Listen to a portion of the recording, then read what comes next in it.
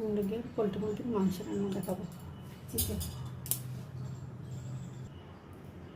সাদা তেল দেবো,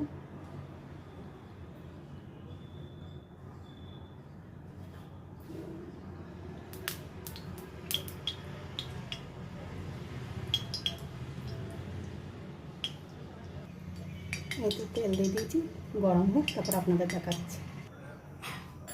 আমার 2-3 বার ক্যামেরা বন্ধ হয়ে গেছে, আজকে ভাগে ভাগে রেসিপি হয়ে যাবে। আপনারা দেখতে থাকুন আমি কীভাবে দিচ্ছি না দিচ্ছি, আপনাদের বলে দেবো কী কী দিয়েছি। কেন ক্যামেরা বন্ধ হয়ে গেছে, মাখানোর সময়টাও দেখিয়ে দিয়েছিলাম, বন্ধ হয়ে গেছে, ভাগে ভাগে হয়ে গেছে। পোলট্রির চিকেনে দিয়েছি আমি আদা বাটা, পেঁয়াজ বাটা, রসুন বাটা বেটে সাদা কাপড়ে করে, তারপরে রস করে চিপি রস করে তারপরে ম্যারিনেট করেছি।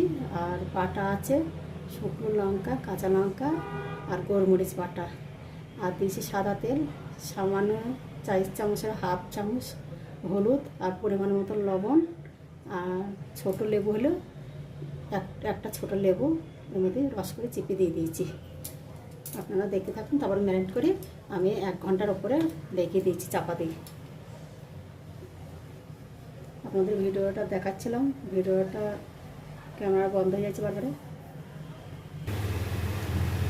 সাদা তেল দিয়েছি, এবার দেবো রসুন কুচি,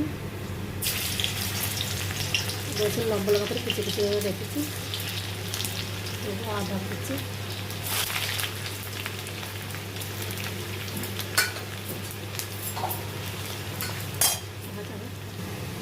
কেমন লাল করে ভাজা হয়ে গেছে। এবার মাংসটা ঢেলে দেবো।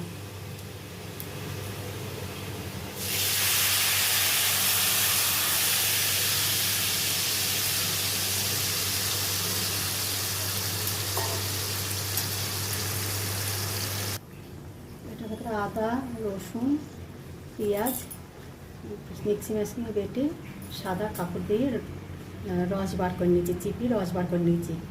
তারপরে দিয়েছি গোলমরিচ বাটা, শুকনো লঙ্কা বাটা আর কাঁচা লঙ্কা বাটা দিয়ে, তারপরে দিয়েছি ওটা করে নিই, শুকনো লঙ্কা কাঁচা লঙ্কাটা চিপি রস বার করে নিই, ওটা এমনি দিয়ে দিয়েছি।